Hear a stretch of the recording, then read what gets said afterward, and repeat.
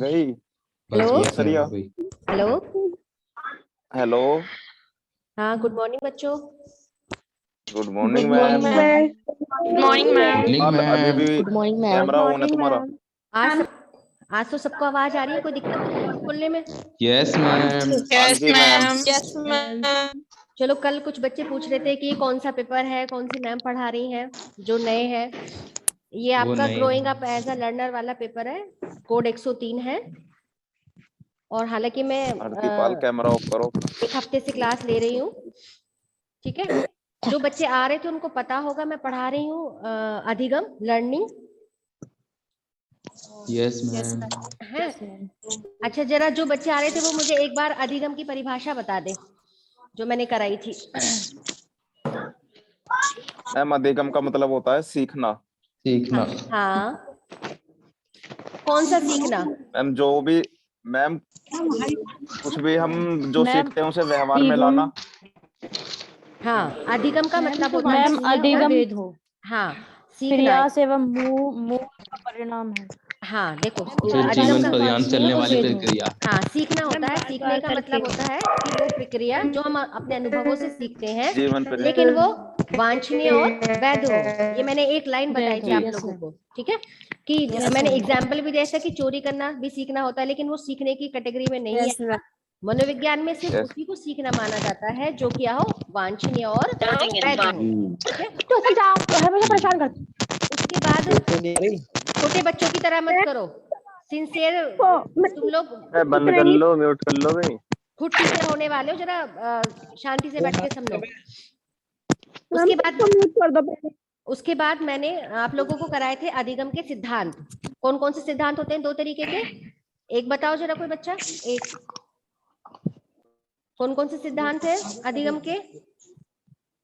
Ma'am व्यवहारवादी और हाँ, बिल्कुल। संज्ञानात्मक। हाँ, एक है आपके व्यवहारवादी और दूसरे हैं और मैम संज्ञानात्मक या या फिर समग्रवादी। हाँ जी। स्क्रीन आ रही मेरे पे? अच्छा, फिर मैंने कराया था स्क्रीन नहीं आ रही। फिर मैंने कराया था कभी आपको। कभी आ रही है। चलो आ जाएगी, बीच बीच में आ रही है। कोई बात नहीं। आप सुन लो, सुन लो। व्यवहारवादी नाम डाल में, ले अपना विकास। व्यवहारवादी में मैंने 3 सिद्धांत के नाम लिखवाए थे। पहला क्या था? पहला था एक वाला में थॉर्नडाइक का प्रत्यनिवय भूल का सिद्धांत। दूसरा मैंने लिखवाया था स्किनर का क्रिया प्रसूत का सिद्धांत। हाँ, ठीक है। और तीसरा क्या था? पावलाव का हाँ, बिल्कुल ठीक। ठीक है, तो ये 3 सिद्धांत कराए थे। उसमें से मैं थॉर्नडाइक का तुम लोगों को करा चुकी थी, जिसमें थॉर्नडाइक के मैंने दो बेसिकली जो फोकस किया था वो 2 तरीके के नियमों पे किया था। एक है हमारा मुख्य नियम, दूसरा है हमारा गौण नियम। ठीक है, गौण नियम। मुख्य में हमने 3 डिस्कस किए थे। पहला क्या है बताओ बच्चों, पहला क्या है? अभ्यास का नियम, यानी कि बार बार किसी काम को करना। ठीक है। दूसरा क्या था? तत्परता का नियम। हाँ, यानी कि किसी के काम को करने की इच्छा होना। और हाँ, अभ्यास का नियम और प्रयास का नियम। हाँ, और तीसरा क्या था लास्ट वाला? प्रभाव का नियम। यानी कि कोई भी व्यक्ति उसी काम को करना, हाँ, कोई भी व्यक्ति उसी काम को अच्छे से करता है जिसका प्रभाव उस पर अच्छा पड़ता है, या उसी काम को अच्छे से सीखने की कोशिश करता है जो उसे अच्छा लगता है। ठीक है, तो वो था प्रभाव का नियम। उसके बाद हमने आए थे, फिर है हमारे सेकेंडरी नियम यानी कि गौण नियम, जिसमें कि मैंने 5 नियम, हाँ 5 नियम लिखवाए हैं। आज मैं उसी को करा रही हूँ, लिखो आप लोग है। मैम ये बहुअनुक्रिया का नियम ये जो आपने लिखवाया था।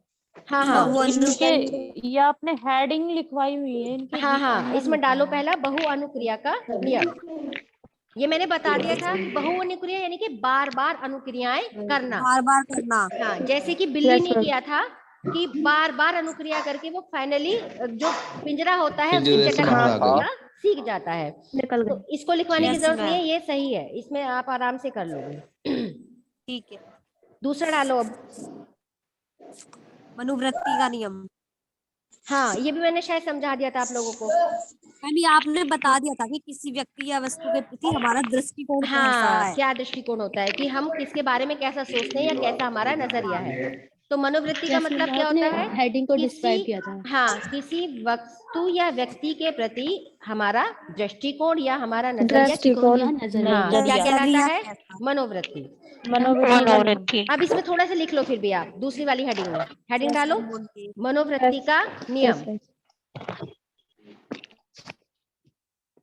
लिखा। थॉर्नडाइक के अनुसार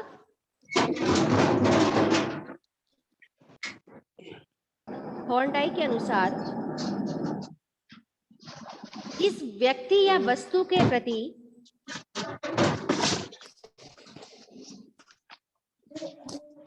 हमारा दृष्टिकोण सकारात्मक होता है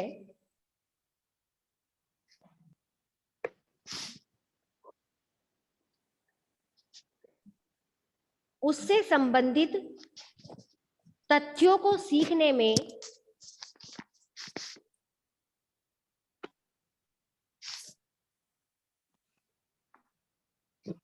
हमें सुखद महसूस होता है।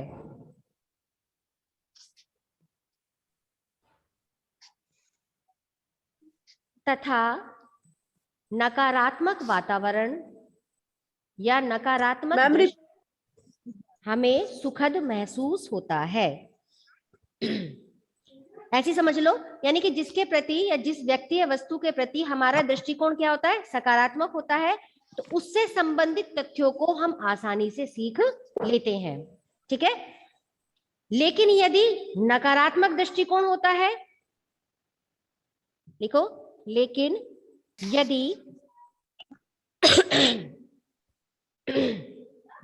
नकारात्मक दृष्टिकोण होता है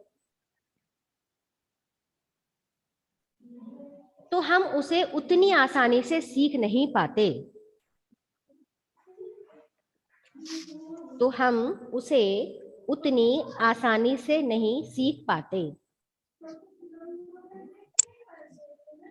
बेटा सबका हो गया? यस मैम, हो गया। और बाकी भी बताओ जरा। प्लीज मैम हो गया मैम, हो Yes, गया। ma'am, हो गया। चलिए तो हो गया तीसरी हेडिंग पे आ मैम। जाओ। तीसरी हेडिंग पे आंशिक आंशिक क्रिया। क्रिया का नियम। हाँ, आंशिक क्रिया का नियम। कभी कभी सीखने के लिए, लिखो इसके अंदर, कभी कभी सीखने के लिए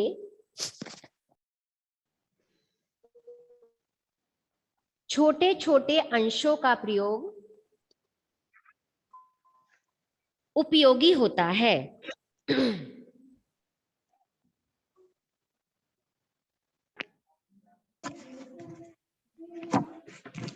इसका मतलब होता है कि किसी भी काम को थोड़ा थोड़ा करके सीखना। जैसे मान लिया हम अगर स्कूटर या स्कूटी चलाना सीख रहे हैं, तो पहले हम इसको ऐसे पैदल चलाएंगे, फिर हम उसको बैलेंसिंग करना सीखेंगे, इस तरीके से। यानी कि खंडों में भी सीखना जो होता है वो बहुत लाभकारी होता है। चौथा डालो, बस इसमें इतना ही है। सादृश्यता का नियम। सादृश्यता का नियम। वर्ड लिखूं या लिख लेंगे आप लोग? लिख लेंगे मैम। हाँ, ये लिख लिया मैम। सादृश्यता सादृश्यता का नियम। अब देखो इसमें जैसे लिख रहा है सादृश्यता, यानी कि जो एक जैसे दिखने में समान हो। सा मतलब समान और दृश्य मतलब दिखने में एक जैसे। तो इसका मतलब है ये वाला नियम कहाँ पे लागू होता है? कि जब दो परिस्थितियां दिखने में एक जैसी हो। समझे? सादृश्यता का मीनिंग समझ में आया बच्चों? Yes ma'am. हाँ, अब इसके अंदर लिखो हेडिंग में, इस नियम के अनुसार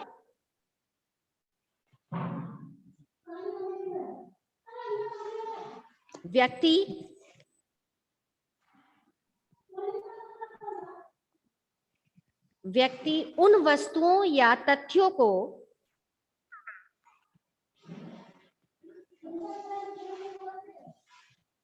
आसानी से सीख लेता है जो उसने पूर्व में उसके जैसी ही देखी,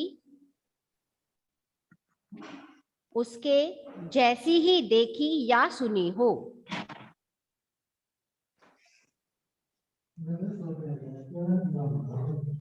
जैसे मैं एक एग्जाम्पल दिखाई दे रही हूं, जैसे गणना में यानी कि गिनने में या गणना में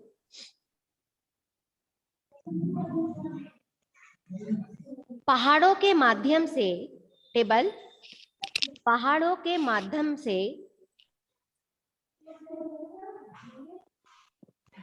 बड़े बड़े गुणनफल का प्रयोग करना या बड़े बड़े गुणाओं को हल करना।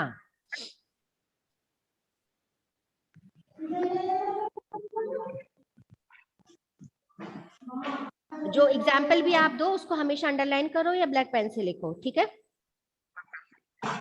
नंबर 5 पे आ जाओ। साहचर्यात्मक,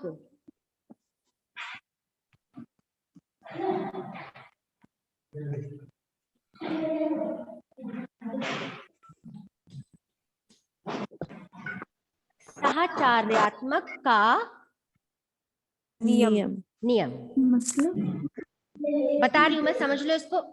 इसका मतलब होता है कि अपने पूर्व के अनुभवों को वर्तमान में प्रयोग करना, सीधी सी बात है, ठीक है। पूर्व के अनुभवों को वर्तमान में प्रयोग करना ही कहलाता है साहचर्य। साहचर्य का मतलब होता है कि पुरानी स्थिति को नवीन में, मतलब उसको कोरिलेट करना, सहसंबंध करना कि हाँ ये तो मैंने जब सीखा था और ये ऐसे किया जा सकता है, ठीक है। जैसे मान ले हमने कोई बचपन में कहानी पढ़ी है, कोई कहानी सुनी है बचपन में कभी, लेकिन अगर कभी वो हमारे सामने डिस्कस होने लगे तो एकदम से हमें दिमाग में आ जाएगा कि भाई ये तो हमारी मम्मी ने हमें सुनाई थी या ये हमारी टीचर ने हमें सुनाई थी। तो जब हम इस तरीके से रिकॉल करते हैं चीजों को, ठीक है, अपने पूर्व के अनुभवों के आधार पर वर्तमान में कोई चीज को हम याद करते हैं या कोई चीज सीखने की कोशिश करते हैं, तो वो कहलाता है हमारा साहचर्यात्मकता का नियम। समझे बच्चों? क्या पता चला कि पूर्व में जो हमने अनुभव प्राप्त किया है उसका नवीन परिस्थिति में प्रयोग करना। समझे?